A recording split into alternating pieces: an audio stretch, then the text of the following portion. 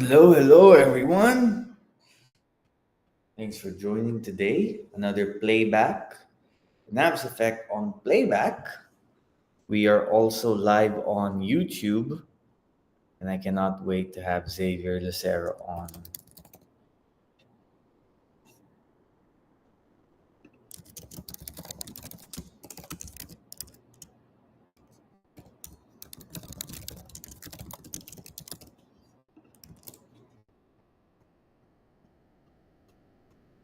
Thanks to everyone in the stream right now. I already see some of our usuals. Enzo, Andre, Mitch, Xavier is also here. We'll have Xavier come on in a bit.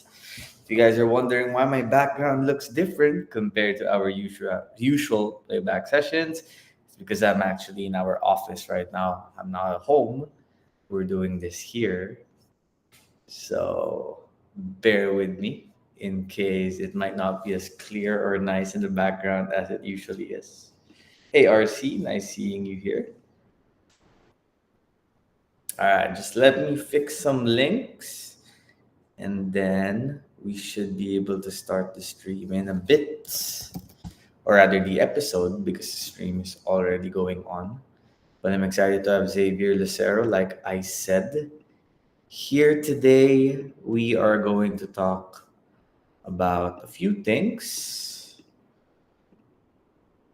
particularly his new team in the PBA, which of course is super exciting because he will now get the chance to compete for a championship. Imagine that. And well, something a lot of people get hoped for, right? Okay, let's see. Let's bring on Xavier. Xavier, I'm going to invite you to the stage and we can start.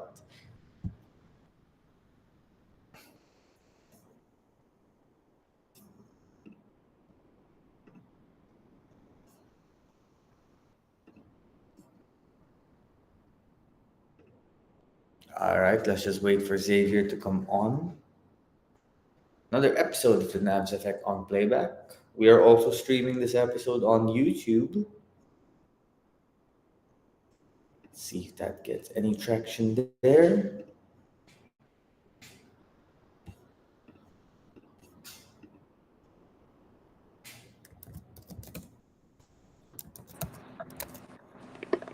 Yo, Hey, yo. Xavier. How are you doing, man? What's up? Can't complain, can't complain. Thank you for So having me, you're brother. back in Manila. Of course, anytime. You're always welcome here. You're back in Manila, huh? How long has it been? Like 2 weeks now? Oof. Yeah, something like that. I got here on the 15th. On the 15th, so a little over 2 weeks now. Nice, nice, nice. So has life already felt different considering you're now with a new team, or is it still much of the same?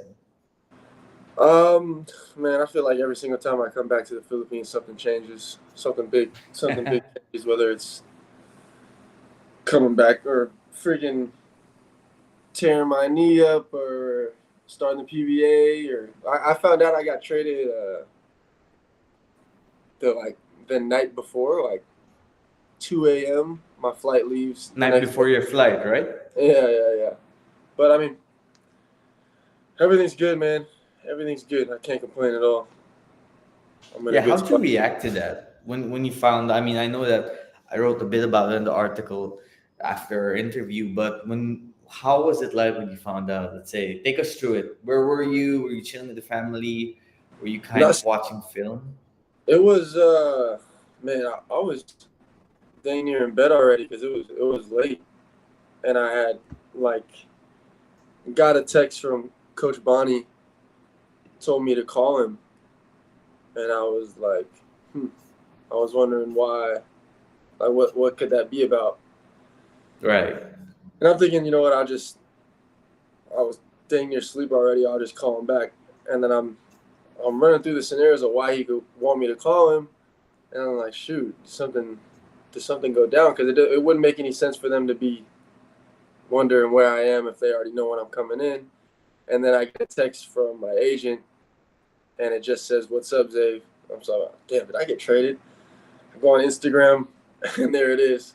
And then I was just like, shoot. So I told my people, and then went to sleep. You slept soundly that night? Yeah, man. I mean, I always do, but yeah, it was interesting to say the least because I wasn't expecting it. That's for sure. For sure. But now that you know you're headed to Magnolia, is it a shift in perspective about how you're going to approach your PBA career? Um, I don't think there's a shift in my approach to how I'm coming at this. Like the goal's the same no matter where you are. You know, obviously, I play to win, and I think that the chances of me winning just kind of got higher. You know, but like as far as my individual approach, same thing. You know, I'm just going out there trying to compete. Awesome, awesome. I'm sure. And competing for the championship was clearly what you want to do. It's what you've done since you've been here in the Philippines, save for that one conference with Northport. But you were kind of getting adjusted to what you guys were running at Northport at this point, right? You were starting to get comfortable. I was starting to get comfortable just like with everything, like being back in the Philippines again, long term. Like I was like, you know, I had my guys over there that I was, you know, meshing with and yeah, learning the system and whatnot. So I was comfortable with the situation I was coming back to. But now, you know, just like anything, I'm with Magnolia now and um, I got to do it all again, but it's fine. Everybody's cool, coach is cool, so I can't complain, like I said. Yeah, what's it like so far, meeting the coaches and meeting, just everybody? Like, I, which coaches have you kind do you, I mean, I know Jerome is going to be your teammate and you've known him from the UAAP, but otherwise, you're meeting a lot of new people, right? yeah, the one thing I am meeting a lot of new people, and these it's a different group for sure as far as just like where these guys at are, like where they're at in their lives, where they're at in their careers. You know what I mean? It's a different field in Northport. Like almost every one of these guys has like a family of some sort out here. Like they got their wife, they got their kids, and whatnot. So it's a different field, but um, I think that translates onto the court too, as far as like what guys are wanting to accomplish, and like the attitude is very much like let's try to win now. It's like kind of just put these pieces together as best we can and get after it, you know. So it's been fun.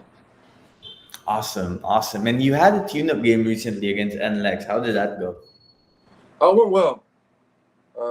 Yeah, we it was good to play against some different people than each other, and I think that for me it was a good little first showing of like okay, this is how we're playing on the court, and me getting used to the system and whatnot, and finding where I fit in within the flow of the game, and then also just getting back in the groove of playing a game, you know. So it was good. It was good for sure.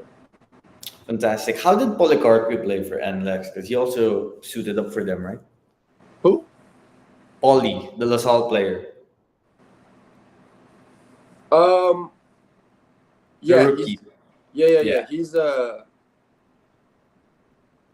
man, he was good. He you can tell he's gonna be solid. He goes out there and he plays hard. He's got that Filipino style of basketball, just like going out there and like tough minded and trying to go out there and um, play hard and whatnot. So yeah. Nice, nice. By the way, to the visitors right now, do subscribe to the channel. We are on playback. Let's take some questions from Xavier. And yes, we are going to take questions for Xavier. All right, this is a question relating to the UAAP. What was your recruitment process? I know the story of this already, but I think some people want to know it for the first time too. So, what was your recruitment process in the UAAP? Did you visit any other schools? Now, Xavier just did Zoom calls, right? Yeah, I was coming off my third year in college in the States, and it was COVID. So um, I found about I found out about the opportunities out here from my from Film Nation, and they told me, yo, like this is what it is, and they set up some Zoom calls with LaSalle, UP, and Ateneo, and then kind of went from there. And then yeah, eventually it was UP for me, and That's kind of how it went down. I didn't really visit anything. I kind of had my commitment and everything worked out before I left the States. So Got yeah. you, got you. Now let's go back to the pro side of things. You've been in the pro level in the Philippines a few months because you did take some time to recover your knee, which was understandable. What are the main differences, would you say, of the pro life and the college life? I think the approach, um, like as far as practice and whatnot goes, is different. Um, like we're not pros are expected to be pros, so like we're not out there doing crazy stuff with practice. It's pretty straightforward. Like we're getting to our schemes on offense, we're getting to our schemes on defense. We play a little up and down, work on some things, but like it's very much let's work on our tactics and then let's get out of there. Let's get our lift in and let's get out of there. It's not Everyone's got their own life after the practices and whatnot. yeah. It's not as strenuous, I would say, as the college life, but still similar. I mean, still you get your work in and then you go home. You know what I mean? Right, of course, yeah. Now, one of the aspects of playing in Magnolia is you get to go up and practice against some of the best PBA players over the years. Notably guys like Mark Baroka and Calvin Abueva. So, what's it like in the YouTube? Someone is interested to know what's it like to go up against guys like this in practice. Pros who have been around for a while and they each have their own style of play and they each live life their own way because, like you said, after practice, everyone goes do their own thing, right? But being around them, what have you learned and what's that experience like? I think for me, it's just trying to kind of pick these guys' brains and learn from what they've been doing. 'Cause like I said, it's a different group. Like Mark is, I don't know, 38. Rafi, 40, just turned 47. These guys are getting to the end of their career, so trying to pick their brains and learn from them while I can. And then yeah, I think you hear about these guys like Calvin. Obviously, he's a character, and you see him throughout. And people have their ideas about him, and then you meet him, and he's a great dude. You know what I mean? And he goes out there and he plays hard, and I got nothing but respect for him. Even when I went against him, um, just the one game, just seeing how he played out there is like very much um, admirable. Like he's gonna go out there and give it what he has every single time. So, yeah, just trying to learn and whatnot. I mean, when you go up against guys like that, you will learn a few things, especially when you're going to play in, their domain, the PBA, right, where it's more physical. They let you get away with a few more things, and these are guys who know the rules of the craft when it comes to playing pro ball in the Philippines, which I'm sure you will soon enough as well. I want to say hi to some of our usual spectators. Nicole is here. Enzo is here from Australia. What's up, Enzo? Fran Lewis here, and some of our usuals, like I said. And if anyone wants to ask Xavier a question, you can come up on the stage and do so. If you're shy, you can send it in the comments, whether on playback or YouTube. Subscribe, by the way. Good question here. Let's get to something that Chester wants to know. Chester asked, Xavier, how was the journey after you had a major injury? And what advice can you give when it comes to that journey, the recovery process? I think my advice on it would just be to take it day by day, control what you can control, and yeah, just try to keep stacking good days of like. Obviously, it starts out really slow. For me, the journey was strenuous, and like it was something I had to work on like every day, and like yeah, it wasn't necessarily fun, but you learn to just like be happy with the wins along the way, whether they're big or small. And then, yeah, just control what you can control and um, just know that, like, you'll be back eventually and just take your time with it. But, yeah, it can all be enjoyable.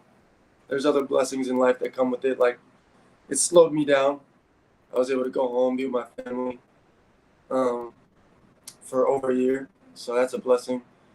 Um, that I don't take for granted. But yeah, finding your happiness through it all. I'm gonna get some water real quick.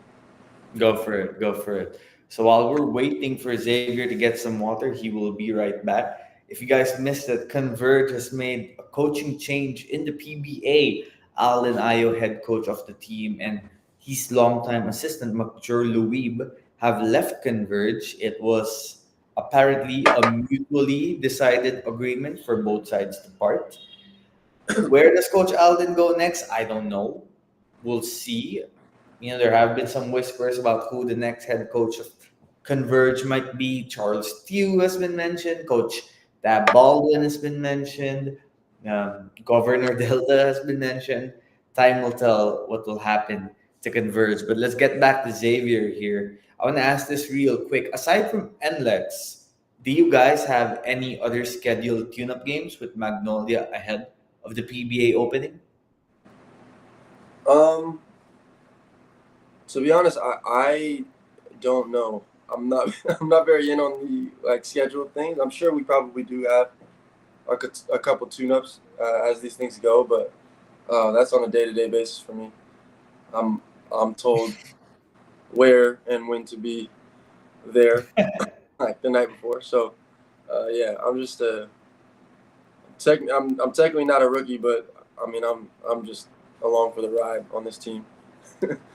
How long do you guys practice for? Do you practice every day? Yeah, pretty much every day. I mean, we have our days off. Like usually, right now we got the weekends off usually. Um, but like it depends how you want to do it. Like we usually got a lift, and so we'll have that at a certain time. But like if you want to get in there early and get your work in, you can. So like Paul Lee, Jarek, Misi, those guys, they're in there 6 a.m. without fail every day, getting it in.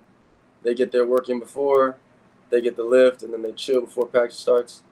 Um, right now, I usually get there like an hour before the lift to get it in before, and then I'll get my work in with one of our coaches, and then practice. Practice is only a couple hours. So it's not as long as UP. UP was long for sure. Long. Yeah, a little too long for my liking, but we got 5 hours a day? 4 hours a day? something like that. Yeah, I've heard about the stories of those long practices. Okay, I'm gonna get to some questions here. If you have streamed in, okay. Ooh, do you know if you're going to start or come off the bench? Have you been starting in tune-ups and practices? I'm still new. I'm learning the system.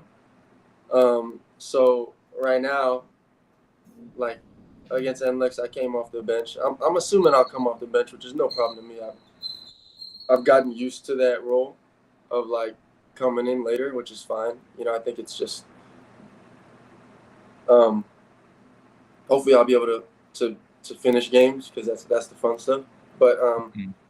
either way, like we got Russell on our team, we got Calvin, which they're two capable dudes at my position. So um, I'm rooting for them. I just want to win. So whatever they say to come in and play, I'll come in and play. But yeah, I feel like if my gut tells me, I'll probably start off the bench for now, especially as a newcomer that's learning the system. And I mean, I played 12 games in the league, so um, can't come into it expecting too much. Are you vibing with Coach Cheetah's game plan? How is it different from what Coach Gold and Coach Bonnie used to run with you? It's interesting. I think at Magnolia, one of the things that we do is it's like the 3 and the 4 are in the corners Okay. most of the time, which the 3 it's usually in the corner, but the 2 is also usually in the corner. The 4 is usually playing in the slot, which is interesting for me just because throughout my career I haven't played too much out of the corner. So it's been fun for me to learn that role, especially as like my goal is always to make it to playing the 3. So I've always wanted to be like, having my opportunities to attack from the wings instead of the slots. So that's been fun. And then obviously Magnolia being a defensive-minded team, go out there and get scrappy and slow the other team down and play at our own pace. So that's been fun too. Just like that's something that I find is one of my strengths, is being able to play defense. And so being on a team that really wants to do that is cool for me. So yeah, I don't mind anything that Magnolia and Coach Cheeto's trying to do. It's So you guys didn't play any defense in Northport? No, we did. I just think there's You more of tried an to? emphasis. You know what I mean? There's a concerted effort of oh, we really need to focus on this. You know what I mean? And let's talk. Let's have our rotations down and stuff like that. I think every team focuses on it, but with how much attention to detail are you using? You know what I mean? I see. No, I get what you mean.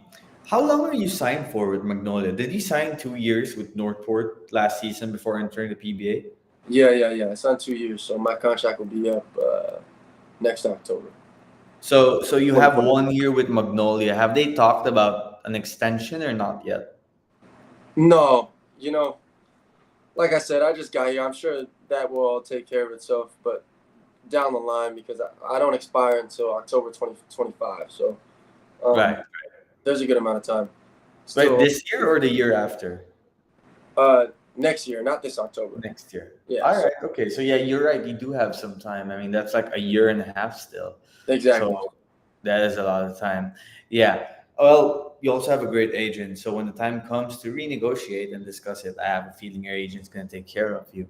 Let's get to a question here from Manila Glory. And any fun Henry Galanato stories? The chest bump that we saw that went viral, but you probably have a few other Henry stories out there that no one really knows about yet.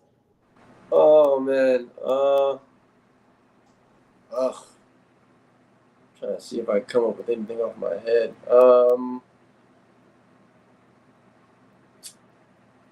I have, Henry's an interesting. He's a funny dude, but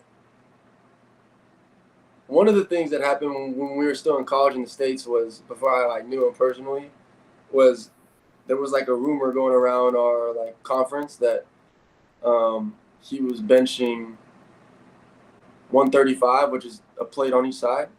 They said he benched it 100 times straight. God damn.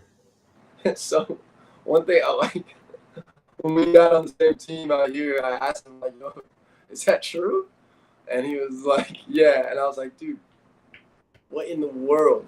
He said he did 65, 70 straight before he took his first break. And I'm just dumbfounded because, at 135, I'm benching that max 15 times. Maybe. That might be an overstatement for how much I'm benching that. And he's benching that 100 times. I'm just dude, this guy's crazy. But yeah, I'd have to think on any other stories, but he's definitely a funny dude. Oh my God, that's insane, man. He could probably bench you 100 times, right? Just carry you. How much? He's an ox, man. He lives in the weight room. Now you saw it too, when he bumped me, man. That's all weight room right there. Yeah. You told him after you asked him, right? Bro, did you know how hard you bumped me just now? And he was like, no, I didn't even realize. Yeah, man. I literally my that was a genuine I didn't flop or anything like that. He hit me. I was just trying to give him a little chest bump, and yeah, he hit me with everything. And that's crazy. Well, hopefully we get to see more battles between you and Henry coming up in the PBA. Magnolia and TNT on opposing sides of ownership as well, if you guys catch my drift right now. Okay. Hey, this is a good question from Pancho. Do you agree with college players getting paid? If so, do you think it should be regulated somehow?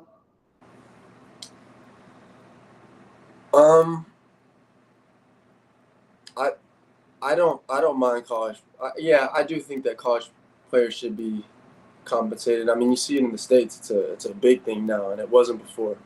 But in the States, you had guys like I don't know, dating back to like Chris Webber and the Fab Five, like getting and just so many athletes getting, I guess, taken advantage of, like their name and likeness, and just being advertised and not seeing any profits off of that. So when the school is seeing all those profits, so I think it's good that guys are getting paid. It's, out here, I would say it would be the same thing. The UAAP is a very, very big league out here, if not the biggest. So I would say I don't mind it. Obviously, a free education is not to be overlooked. Like that is something that you have to take into account when you think about it. That's worth some money. You know what I mean? Having a free education. So there's that, but also I think it adds competition. But I think there are drawbacks to it as well. Like within a team, especially at a young age, if you know what this guy's getting paid and you're not getting paid as much, then there's a whole bunch of stuff that goes into it. But I think, yeah, there should be some regulation. I don't know how they would do it out here. Yeah, that was my next question. How would you regulate? Because you guys get a few bonuses that, is just like here or there, right? Yeah, we yeah, we You there are almost some slipped there a bit, bro. bonuses throughout the college level. I think for every team, you know what I mean. But I don't know. Like in the States, how is it regulated? You have like it's usually off of NIL deals and whatnot. Yeah, yeah. And I guess there is that out here. Guys are signed to Nike, they're signed to Adidas and whatnot, and they're free to explore that realm of being a celebrity, I guess. I'm gonna keep it real with you. I don't mind you guys getting paid without a salary cap, even. I mean, your careers start younger than most other careers. It's true, and I'm inclined to say the same thing. It's just like athletes put a lot into the game, and so, and especially out here, where guys are like, they come from very, very humble backgrounds. So usually any dime that they get is going back to their family to help, better their situation at home. So who am I to be like, nah, he shouldn't be getting paid? You know what I mean? Because Right. at the same time, you have a shelf life in athletics. Like you only play for so long, so might as well get paid while you're at it. No, for real. Yeah, monetize as much as you can. I want to get to some more questions. Oh, yeah, let's go to the Jerome part of it. Now, how does it feel knowing you're going to be teammates with Jerome? And you guys have interacted in practice yet? Oh well, yeah, he's there every day. Board. He's at the boring part of the process. Where it's like you're close, but you're not there yet. So, but I'm excited. Actually, I was on YouTube last night, and I don't know, maybe I said his name at some point and so it pulls That up. happens, yeah. Yeah, it pulls up his highlight reel from my last season at UP, and I watched a good amount of it, and I was like, yeah, like I'm excited to play with him because like he's a dynamic guard. He shoots the lights out, he gets downhill, he finds teammates. So anytime you get to play with somebody like that, you gotta be. Oh no, that's for sure. I can imagine you and Jerome just running like screen and rolls and handoffs and For whatnot sure, for sure. over the next few years. And more often than not, I feel like you guys are gonna score. Yeah, it'll be fun, especially when he gets back. And obviously, like I said, with our team, we got some guys getting older, so him stepping in kind of in a few years, like the writing is kind of on the wall. Like there's going to be some guys retiring and whatnot, or taking a lesser role. So the younger guys are going to have our opportunity to step in and kind of do our thing. For sure, for sure. All right, let's get to a question here from Enzo. Enzo wants to ask Zave, one of the best moments of your UAAP last season was when you were sub in to take free throws. Both sides of the stadium were cheering you on. What did it feel like to have such a cool moment of love and respect despite a looming championship loss? It was cool for me. I didn't expect, like, I think they were they celebrating early. That's why they got the technical, something like that. Um, Something happened maybe, yeah, yeah, something like that, yeah. where Ateneo got the technical, and like I'm obviously sitting on the bench and I'm suited up, and I see that we're about to take a free throw. So I'm like, yo, I'm already taking off my like warm up and whatnot. Like the coaching staff wasn't really like, oh, Zay, get in there. I just kind of ran out and was like, yo, is it cool? And they're like, yeah, go ahead. So yeah, it was cool to be like on the floor one last time, especially for that crowd. Obviously, yeah, it sucked because I think we should have won the championship, but it was definitely one of the highlights of my career. Just I think the UAAP as a whole is one of the highlights of my career, playing in front of those crowds and with that energy and whatnot. And so yeah, it was cool to see, like you said, both sides kind of giving me some respect and giving me my flowers. So yeah, I was pretty happy about that being my ending. As the moment was going on, though, where you like, just don't screw up these free throws. Just focus on making the free throws. Because last thing you want is to go up there and then miss some freebies, right? Yeah, I'll leave that one to God. I'm glad he had my back on that because I actually thought we had. I actually thought I was gonna shoot two, and then to my surprise, I only shot one. So I was glad it went in. Um, yeah, I was pretty nervous about that too. All right, good question here from Fran Lou. And Fran Lou, if you want to come on the stage, you're welcome to do so. What is your reaction on the proposed change on the UAAP rule where players who will transfer from one UAAP school to another would lose 2 playing years of eligibility? Oof, I don't like it. I didn't like that when I saw it. 2 years is a bit. That's a bit much. You get 5 years to play.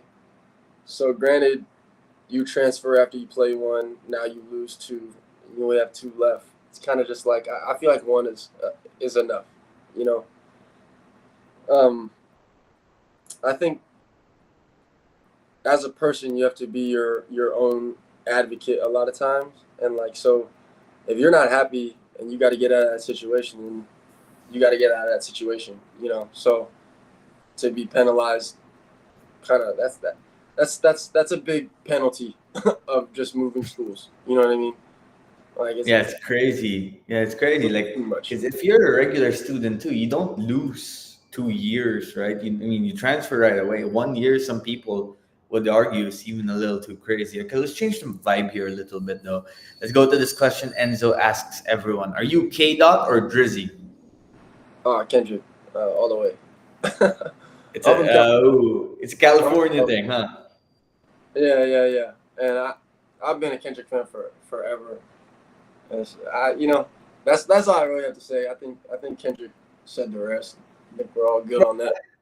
I gotta say though, and they might ban me from ever entering California again for saying this. In and Out is all right. In and out. It's all right, man. It's like everyone here who comes from California, even Filipinos or anyone who's from the Philippines, they go to California and they come back and they're like, "Yeah, In and Out is the best. In and Out is amazing. It's everything." And then you go there and you're like, "This is like sweet ecstasy back home in Manila." Yeah, it's good fast food. I'd say like it's not bad. Like it's better than McDonald's. I'll say that it's better than That's for sure. better than Yeah, a different fast food burger that you can get. You know what I mean? Um, it's no fancy burger though, right? Because some people might no, actually assume that. No, it's it's like really not. It's yeah, really, you can get a better burger at a real restaurant, right? like umami or something like that. Yeah. But like if if you're just hungry for a bite, it's late at night or whatever. It's a good place to go. Well, while we're talking about food, what's your favorite Filipino dish? Favorite Filipino dish? Huh.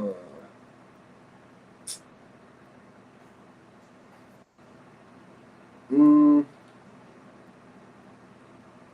I like sisig and I like chicken adobo. Um, probably those two. Probably those two. I'm Can't go not. wrong with either. I like sinigang, but I don't. I'm not. That couldn't be my favorite. It doesn't. I know that's a lot of people's favorite, but I don't Too know. sour for you? I just can't get into it so much. Like I'll have a bowl, but I'll probably stop after that. Hey, what did you think about the new 4-point shot, by the way? Oh, that one is. I think a lot of guys are saying like, oh, hopefully it'll add an element of excitement for the fans and whatnot. It's hard for me to get behind it. I like to hoop, you know what I mean? And I think it. I don't know. I don't know. It's an interesting implementation. I think it changes a lot of situations as well. That like I feel like something like that has to be very well thought out. Like how does that 8 points is now a 2 possession game. 10 points is, a 3 possession game. 12 points is a 3 possession game. So it changes a lot of things, like how you operate down the stretch. You know what I mean? Things really change. So we'll see how it goes. If I had to venture to guess, there's not going to be a ton of people shooting them. You know what I mean? It's not that much further though, but it's just like if you're wide open, I don't see you taking a 4-pointer instead of a 3-pointer. Especially like there's not a ton of very high percentage 3-point shooters. So like if I did on my team, I would say the only dude that's gonna take any is Paul Lee. You know what I mean? There's not gonna And you be. guys got a lot of shooters in your team, though. Yeah, we do. But like I said, is the 4-point? I don't know, man. Is it a good shot? Is it not a good shot? I don't. So you know what's crazy is, let's say you take 5 mid-range shots. Okay, analytics here. Say you take 5 mid-range shots, you make 4 out of 5, 80%. That's a great clip, right? Yeah. You get 8 points out of that.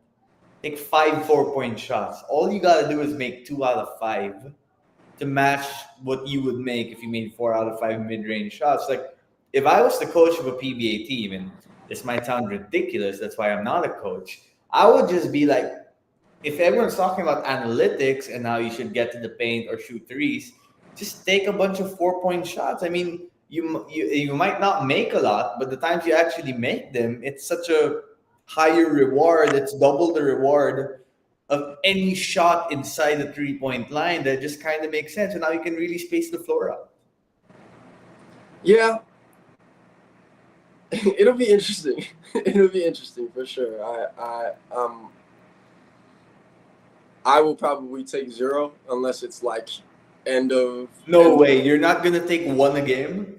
1 4-point shot a game? Definitely not. I will be averaging less than 1 a game without a doubt. Bro, at least 1. Come on, top of the key, wide open. Like you're trailing the fast break, and you're wide open there. I mean, you have to, right? At least once a game, you're gonna get that. I'm more likely to step into the 3 than I am to step into the 4. Okay, but if you say it's not that far off from each other, I mean, doesn't it make sense mathematically to take that step back and just take more 4-point shots? I think it also depends what you're shooting. Like what percentage are you shooting from 3? Because if you're a 40% shooter, sure, that obviously the length, like the distance, doesn't really matter. Like I said, like I was telling Paul this the other day, like for a sharpshooter, the distance usually doesn't matter whether you're at the 3-point line, you're a couple steps back. Like you're not usually hugging that 3-point line anyway. So cool. Like I told him, like him taking them, cool. That's fine with me. But like if you're shooting, I don't know what I shot from 3. but I didn't shoot good enough to be pulling 4-pointers. That's for sure. Yeah, you shot nearly 40% in your last year at UP, and then last season you were kind of at like the 20-ish percentage in the PBA. But you also said that had something to do with getting used to the molten basketball, right? It was that I was shooting it well to start last conference, and then it kind of just I started missing. But I can't really blame it on anything. I was getting open looks. I was just missing. Is what she is. All right, I think I missed a question from Fran here earlier. Fran wanted to know, wants to know rather, Xavier, what was your initial reaction when you saw JD's championship winning shot go in? What was the first thing on your mind? When I saw it go in, let's see. The sequence of events was he brought the ball down. I went to go He set. had, he had to play with Malik beforehand, the pick and roll, Malik got Yeah. dunk. You guys got to stop. I think Mama hit a shot before that too. He had the double pump 3-pointer with like a few seconds left in the shot clock, right? Rebound. It was like a Reggie Miller thing. He like got the rebound, ran out to. It was insane, bro. Yeah, it was crazy. But yeah, he like came down. I was gonna go set a screen. He waved me off, and he told me to go. He gets the screen. I honestly didn't know what the score was. Like, I'm thinking, okay, crash. Obviously, when the shot goes up, it goes in, and I know that what was going through my head? We had won at that point, like the shot goes in, we won because they didn't have enough time, but I didn't know that. Like, I was like, okay, get back on defense, like, let's get a stop. And all of a sudden it's done, and he hits the biggest shot probably maybe in the history of the UAAP. I don't even know. For real, yeah. Definitely at UP. So I was just like kind of shocked. I was just kind of shocked. That's crazy. I was shocked at that whole sequence from him. I was like, holy, like he really willed that last however many possessions. That double pump was nuts. The one you were talking about before the Malik one, because it was like with 2 seconds left on the shot clock, and he doesn't hit that. Ateneo probably wins the championship. We should have lost. I always say this. We should have lost. We shouldn't have even been. You told me that too after the game. I remember. Yeah. I literally just talked to I was talking to James about this. We shouldn't even, like, LaSalle should have beat us. It should have been done. Yeah. The amount of things that happened, right? We should have lost game 1 of the finals. Like, there was game 1 and game 3. Those were like miracle games, and so was game 2 of the semifinals. So if you ask me, yeah, that's all God. This is a good point by Mitch, because you can make the case in '84 Ateneo should have beaten you guys, but you can conversely say in '85 you were better than Ateneo, and you would have probably won that. Might have won that if you stayed healthy. So just goes to show that who should win or who people think is going to win. Sometimes it doesn't come down to that, huh? Yeah, I mean, like I said, we lost to if you ask me, that's a worse Ateneo team. Nothing against that team, but they weren't as good. They weren't as strong. You know what I mean? With SJ, Magnolia, like, these guys are leaving. They're guys that have been there for however long, and then we lose to the next team. You know what I mean? But yeah, that's basketball. I mean, it can go either way. Like, we had to win game. I always say this, and it's the same thing for UP after I left. You win game 1, you need to win game 2. Like, you need to go out like you're down, because if you relax, like I feel like we relaxed. The last 3 game 2s of the finals, UP has relaxed, and that's been the downfall, of getting comfortable. Like, we won game 1, we're about to win the championship, and then you kind of take your foot off the gas just a little bit, and so you bite the bullet. What was the difference after becoming champions and before becoming champions? We hear about this in any level of basketball, NBA, UAAP, PBA, where the individuals in a team before they win a championship, it's kind of easier to get them all on the same page, because you're all striving at that point for something that you're doing collectively, right? You're trying to win a championship. Yeah. Then you win a championship, and you guys become, bigger celebrities than you already are. Everybody wants a piece of you. Everybody wants some of your time. Everybody is saying, "Hey, maybe you should get your stats higher. You deserve more." Or, "Hey, maybe you should be getting this as an allowance instead." Not to name any specific names, and not to say this only happens at UP. It happens everywhere, every team.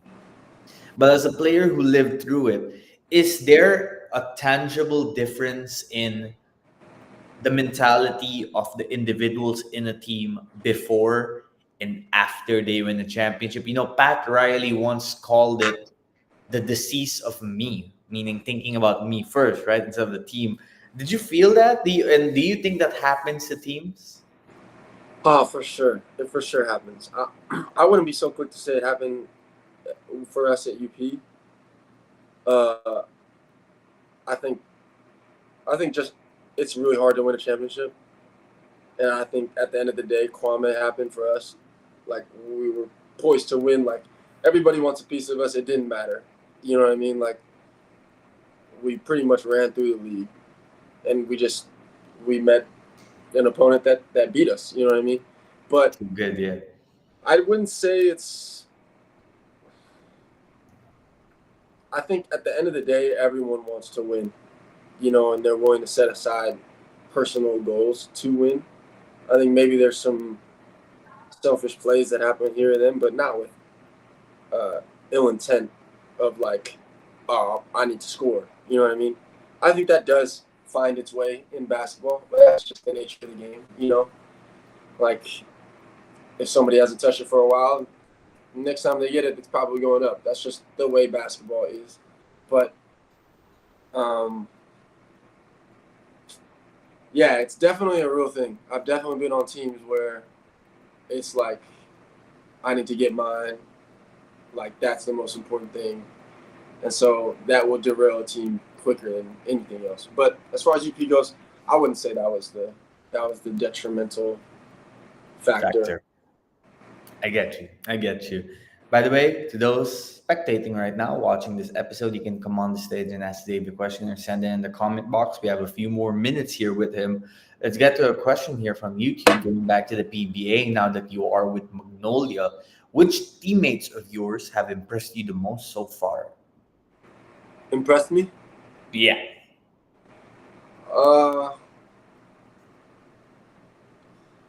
Like I said, I think Paul and Jared, their work ethic is like, it's really good. Like, it's very inspiring for sure. It's like they're coming in every day and they're getting there working, and it's like, when you see that, it's hard for you to be like, I'm not gonna go work,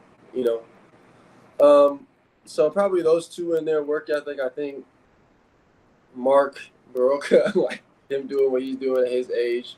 Same thing with Rafi.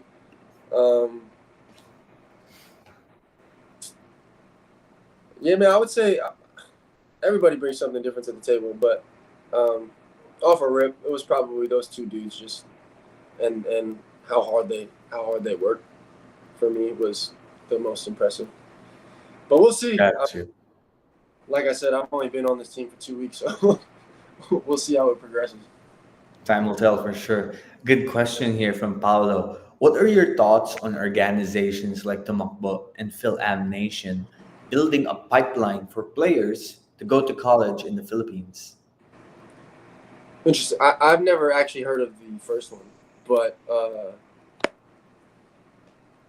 I think it's great. I think it only adds to the level of basketball out here. You know what I mean? So, like, guys being able to find out about the opportunity to come out here and play, it elevates the level of basketball. I think obviously there's a sense of pride out here about homegrown players and whatnot. But, like, the way the game is moving, like, you should want people to come in that can offer something. You should want them to come in and raise the level of play. Because at the base level, what it is entertainment. So you want to see the best basketball possible. So Um, I got nothing. Obviously, I'm coming from Finland Nation. You know what I mean? Like they helped me get it, so I'm gonna be on their side. But like from a different standpoint, like a lot of people don't get to live out the dream of playing professional basketball. So an organization that's helping kids do that, I'll never knock it. You know what I mean? Doesn't matter who it is. And then like Absolutely. all you want in your basketball here is for it to be competitive. Like people are knocking like the PBA because guys are leaving and whatnot, and so you got guys like coming in like Stephen Holt. Like without Film Nation, he wouldn't be in the PBA, and he went crazy this past season. So I think that's only good for basketball. And then like the earlier you get them, then they compete for the national team now, and you got a better national team. And like, what's the goal for Gilas to make it to the Olympics one day? You know, so like as things get better, like even yeah. So that's my thought on it. Like it can't be bad, you know. Oh, for sure, for sure. By the way, someone just commented that Zave, apparently you have an extra twinkle after your trade to Magnolia.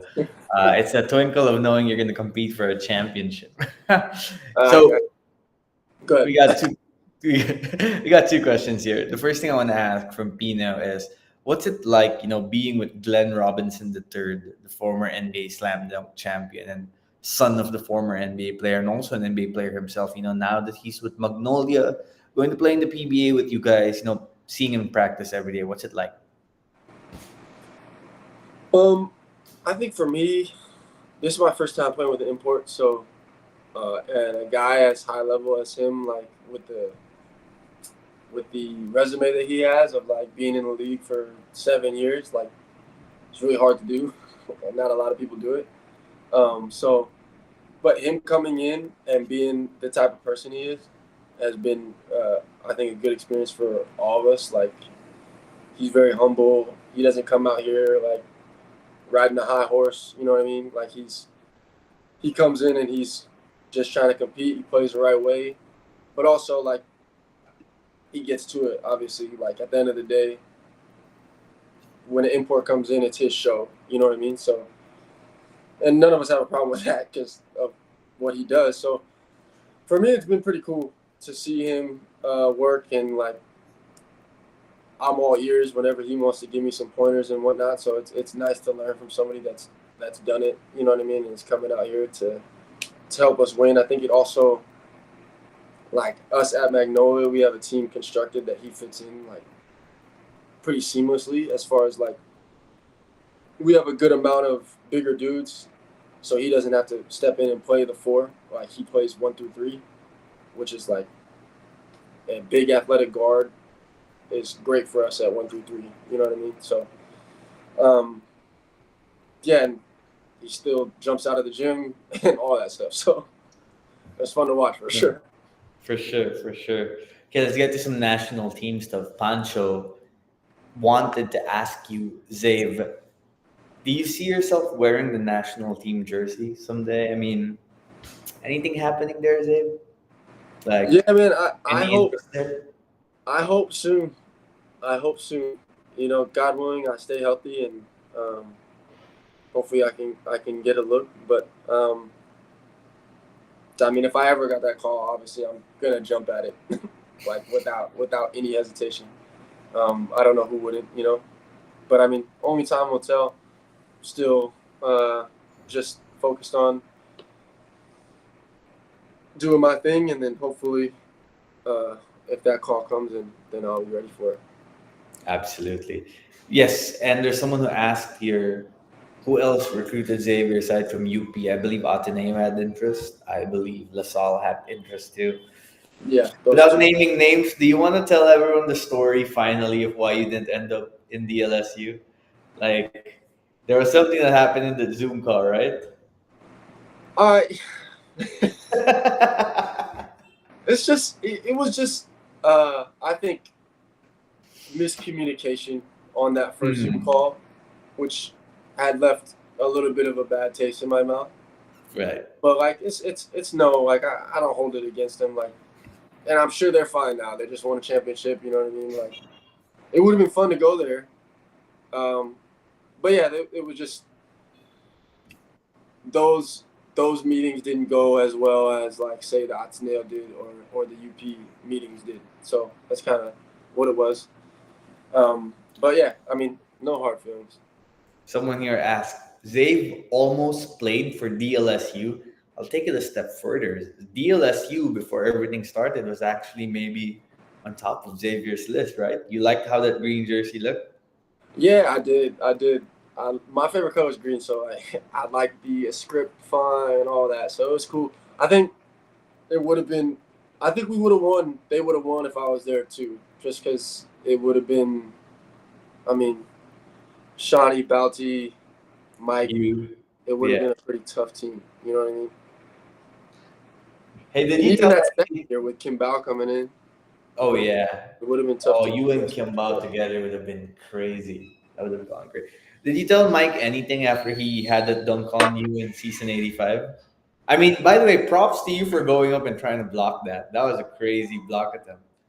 Yeah, you, if you go up and try to block shots, you're gonna get dunked on. So it just is what it was. That one I was like slightly late, and so he punched it on me. And all props to him. You know what I mean? He's done it to a few people now. So Oh yeah, I'm definitely not the you're not only the one. only one. He has a collection at this point. For sure, for sure. I mean, what is he? 6'8", and he's got that wingspan, and he jumps and he just freaking goes balls to the wall every play. So So he's called Motor Mike for a reason. But as someone who went up against him, what's it like? When you go up against someone with a motor like that? it's tiring for sure. I think like you go up with somebody with that energy, you better be looking to box him out every single play, or you're gonna get embarrassed because everyone's gonna be looking at you every single time he gets an offensive rebound. Everyone's gonna be, you know what I mean? But I think, yeah, like if he pairs that up with like if he really gets into his skill development and he like becomes a legit like threat with the ball in his hands, and um, he's gonna be scary. You know what I mean? For sure, for sure. Like Zave is scary right now on the court. So Zave, thank you for all your time. The questions have been great. The answers have been spectacular. I'm very much looking forward to seeing you play in Magnolia, especially once Jerome is back as well. A year from now, are you a PBA champion? Shoot, man, I hope so. For if not for me, for the vets on our team, I hope so. I think we got a shot at it, man. Obviously there's teams out there that are gonna be hard to beat, but they're beatable, as we saw. They're definitely beatable. That's true. So What Meralco did open the doors for all of you to really for sure, and I think like pursue greener the pieces pastures.